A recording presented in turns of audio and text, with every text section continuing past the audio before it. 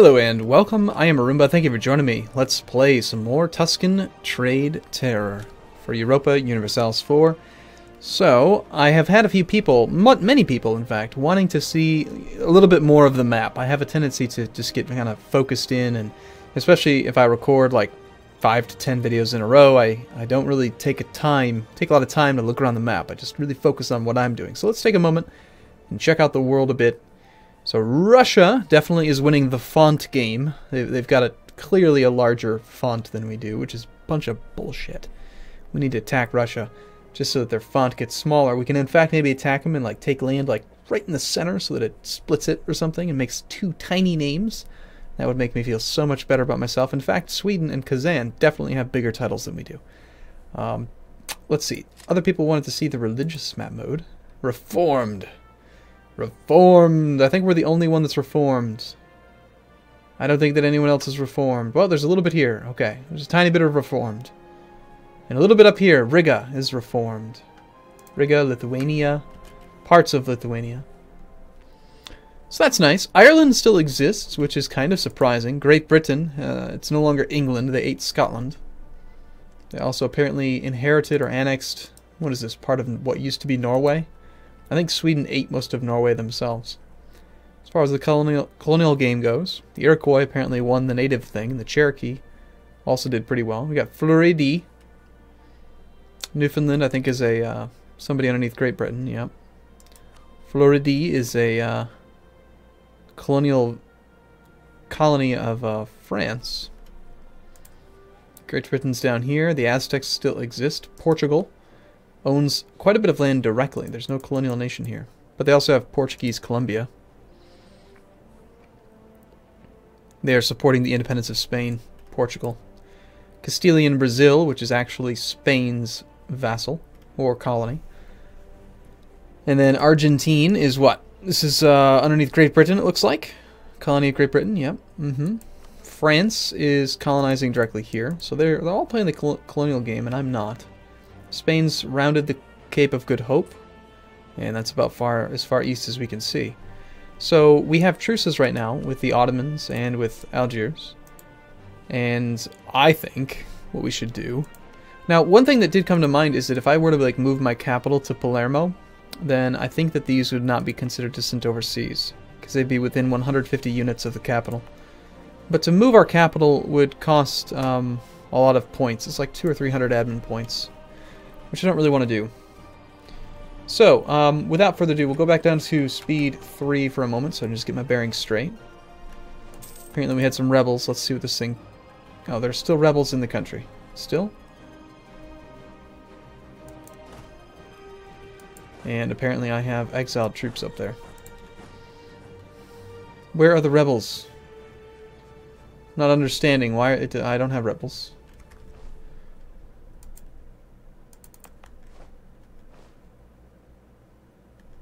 Ah. We cannot move our capital into or out of the Holy Roman Empire. So basically what it's saying is that I have to add that to the HRE if I wanted to move it. But I really don't think it's worth it. I mean,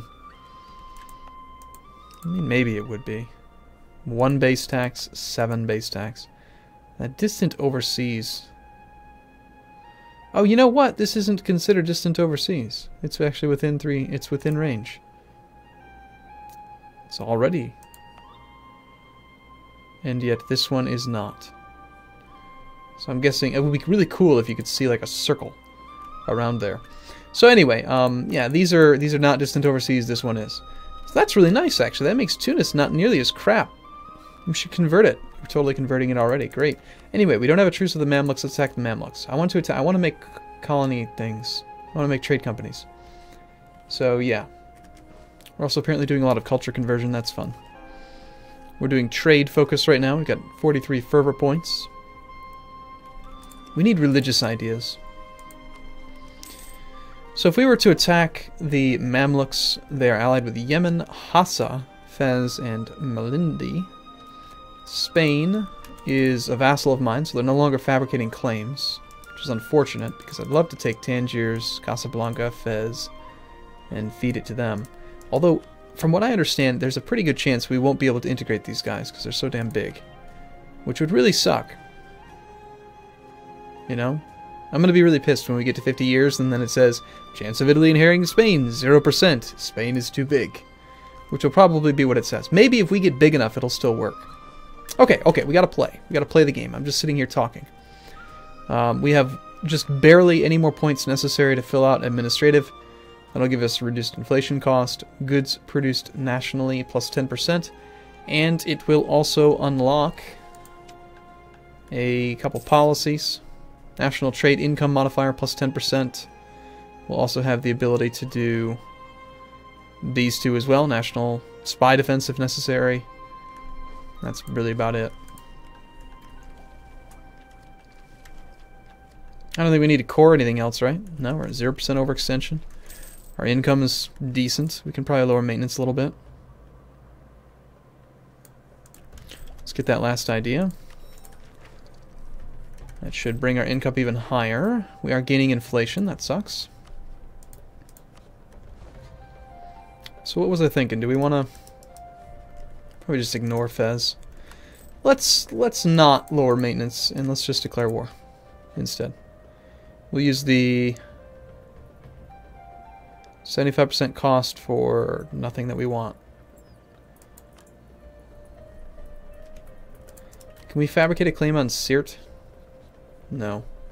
Crap, it's going to take a lot of points to keep working our way up. But these ones don't have the increased scoring cost, do they? Yes, they all do. But it's only base 2. Not a big deal. We'll just pay the admin points. Conquest. Yes, declare the war. Go. We are not surprised to learn that Spain has joined us. Damn straight they have. Where's my Siege 2 guy? Oh, I have 2 of them. That's right. Fantastic. Alright.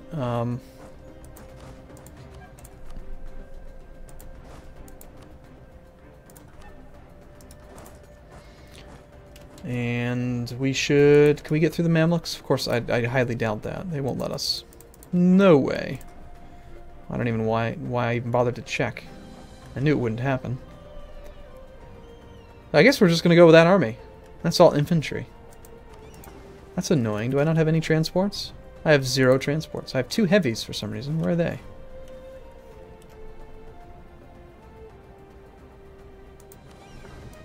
Somehow we managed to get 2 heavies. Well, we don't want those, so just go away. We only pay for light ships around here.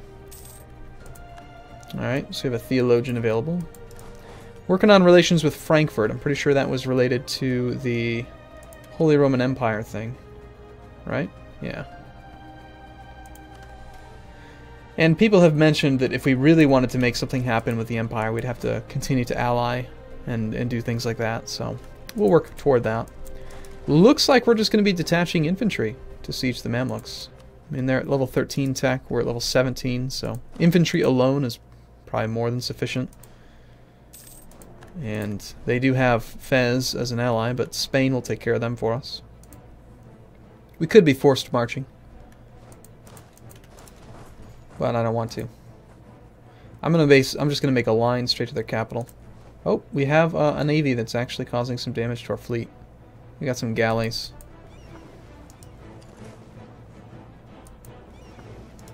Let's see if we can reinforce that. I'd hate to lose any ships. We just lost a couple of them. 3, 4, 5.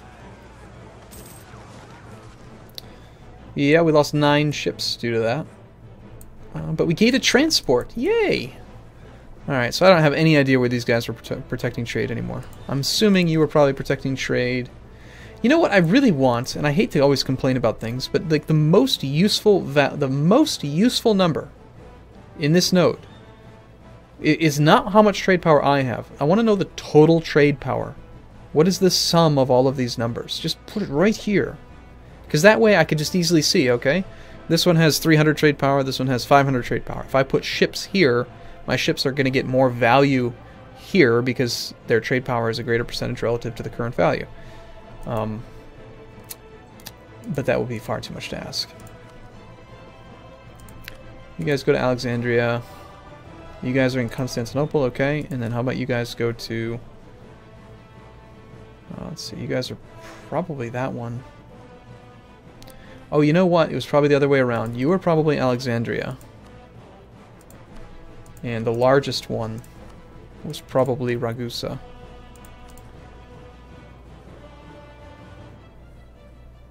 Now, somebody had asked why we were steering trade in this direction, and I think that that may have just been a mistake.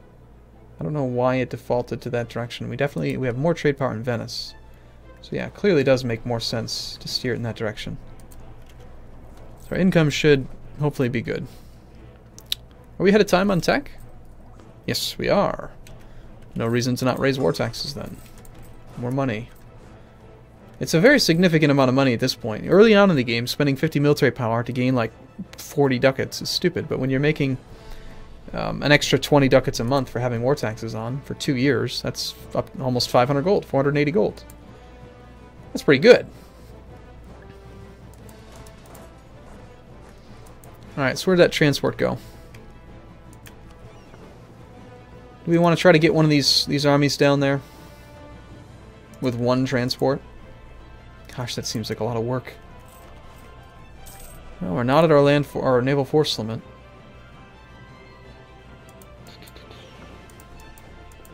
I mean, I could at least ship 10 artillery down there. That'd speed up a lot of stuff.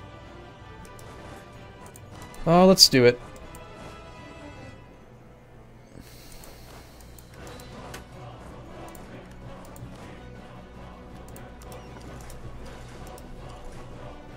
We could blockade.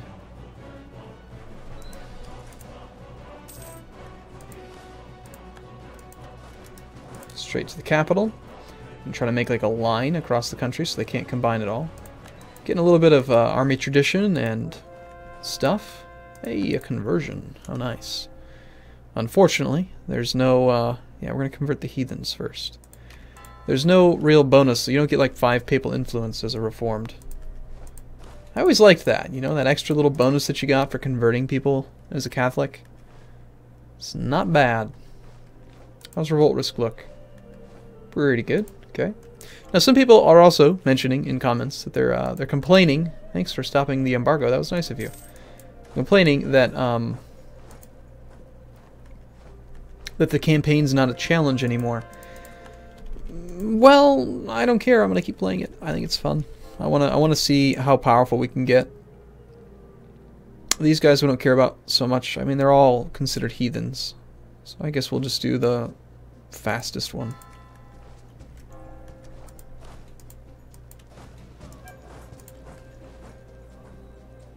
And did we get that cannon dropped off?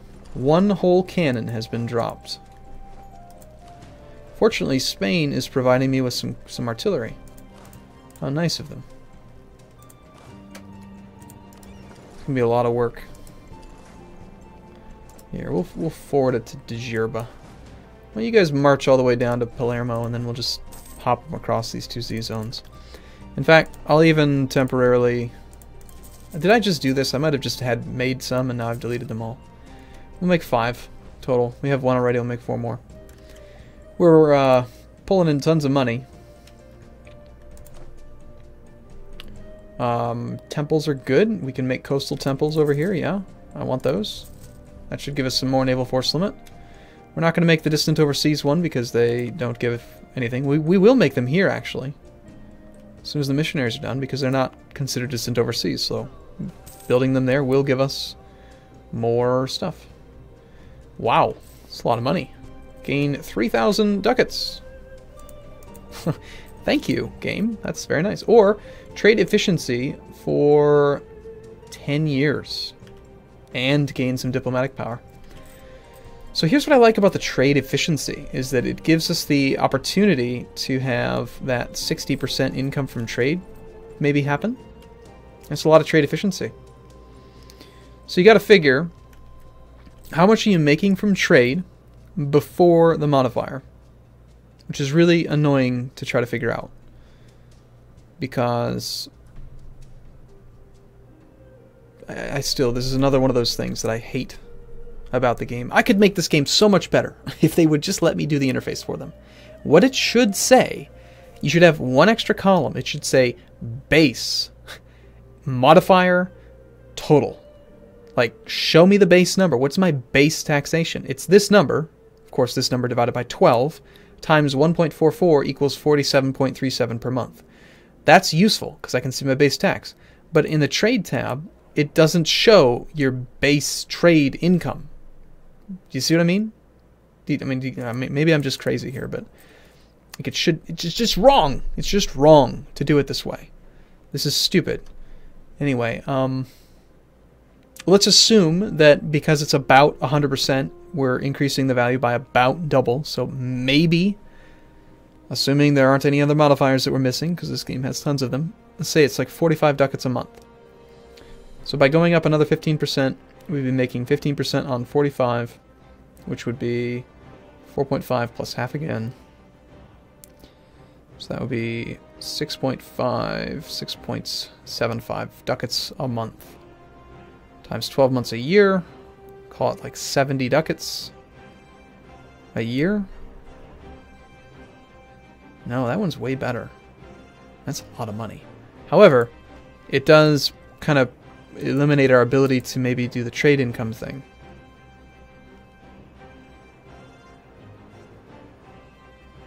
You can get the mercantilism bonuses, which would be a more significant long-term value. Let's just take the money. Payment in full it is. Alright, sweet. Well, anyway, it's been another EU4 video. I've managed to complain about the interface like normal, so I feel like this is a good spot to take a break. So, thank you for watching, everyone. I look forward to seeing you in the next video. See you again soon.